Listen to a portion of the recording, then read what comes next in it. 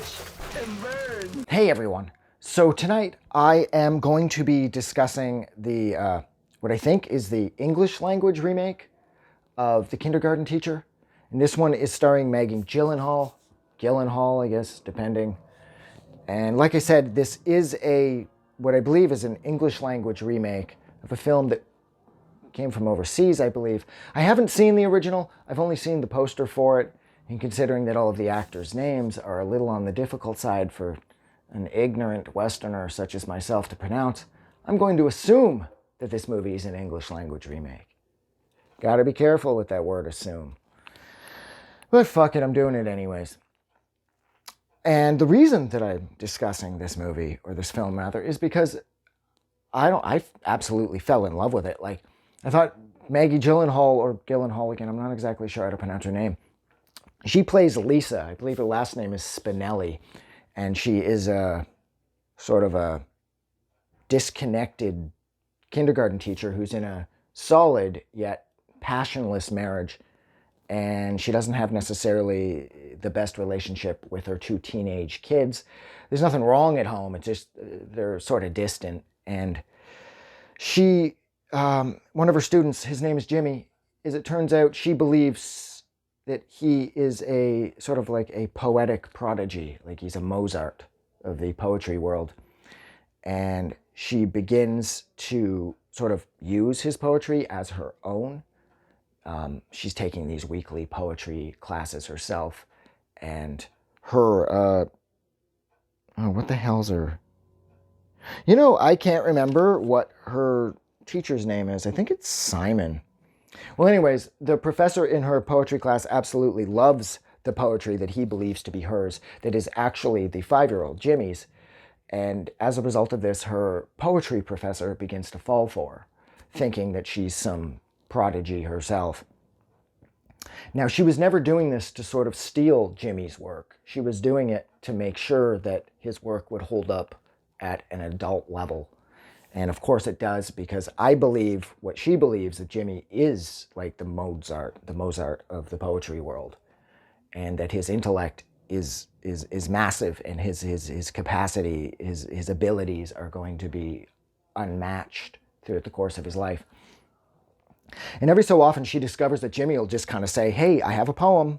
I got a poem." And so she'll grab like a pen and paper and write it down. And she begins to talk somewhat to Becca, played by Rosa Salazar, who I absolutely love. She was amazing in Brand New Cherry Flavor. I mean, the book was awesome, and then the Netflix miniseries was absolutely killer. The fact that Rosa Salazar was in it, that goes a long way for selling it for me, because I absolutely love Rosa Salazar. And she was in this so little.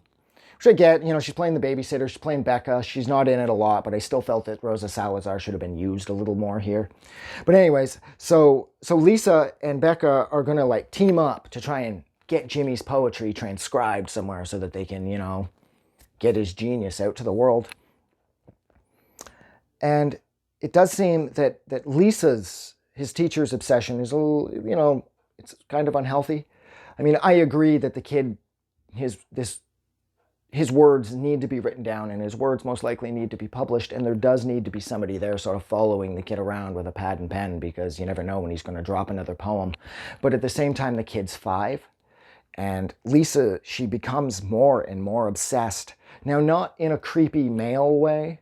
This is a female lead, so she's not like, "Oh, dude, I'm falling in love with you. We have to fuck," like a guy totally would.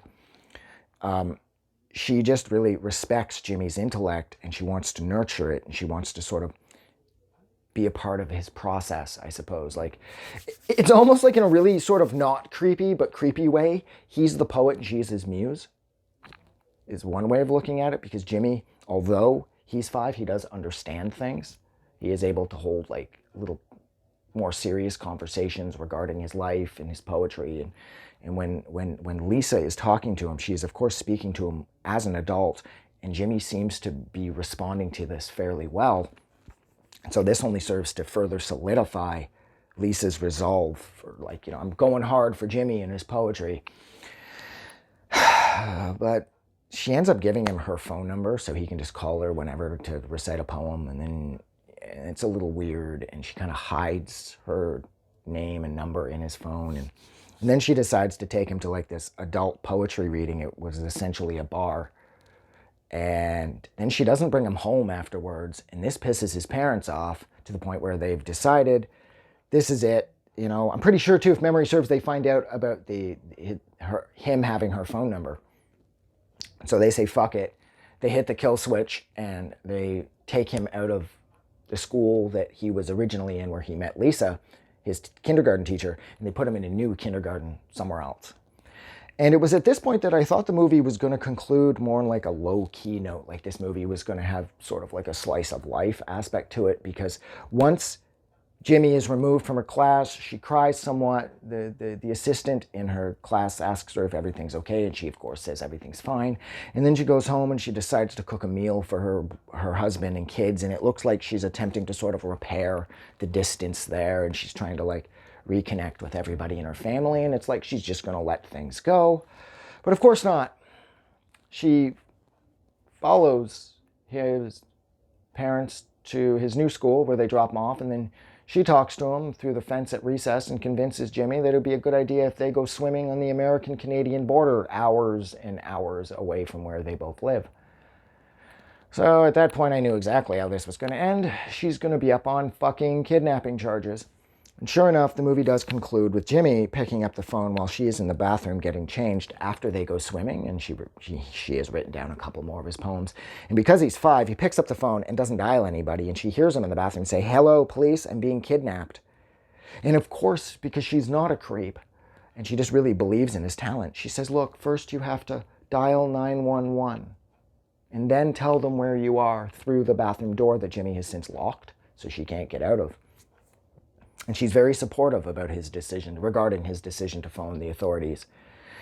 And she says, "Would you mind letting me out of here? Because I'd like to get dressed before the police come." And then he does, and she starts to get dressed. And then you hear like whoomp, whoomp, whoomp at the door, and it cuts to a cop carrying Jimmy out of the hotel or down the corridor of the hotel. And you don't see Lisa anymore, so it is presumed that she's been arrested. And the police officer places Jimmy in the passenger seat of their squad car, closes the door and walks off to continue the investigation or whatever. At which point Jimmy says, "I have a poem. I have a poem." And there's nobody there to hear it. And that's how the movie cuts. So I think it depends like how you, like, I agreed that the kid was most likely some type of prodigy, but I also agreed that the kid was 5. And you, no matter how much you believe in his talent or how much you know his talent exists, that doesn't give you the right to essentially kidnap him for a day to write down a couple more poems. He's a 5-year-old. And he's still a kid. He still wants to go to recess. He still wants to fuck around. So, I don't know, this movie, it plays that double edge really well. Like, it's on one hand, you know, he's 5, so let him be 5. But then on the flip side, what if he decides to stop coming up with poetry, or the poems stop coming to him by the time he's 10 or 12? So it's one thing if his talent follows him for the rest of his life, this period, maybe it doesn't matter as much. But if this does stop by the time he's saying grade 8, it is important that somebody's there now to write down everything that the kid is saying, because he's a genius. So I don't know. Don't think she should have kidnapped the kid, that's for sure. I think I will leave it there. So yeah, so thank you so much for hanging out with me for fucking Christ, almost 9 minutes, while I discussed what I believe is the English language remake of The Kindergarten Teacher. If you liked this review, like always, don't forget to do something nice for someone. I'm gonna go. Have a good night. I just wanted to say thank you for making it through the entire video. I really appreciate it. And I'm going to remind everyone one more time, even though I've probably already done this in the video that you just watched, to please click the like button as well as the subscribe button, because it helps this channel grow. And thank you for hitting like and subscribe, and we will see you guys really soon.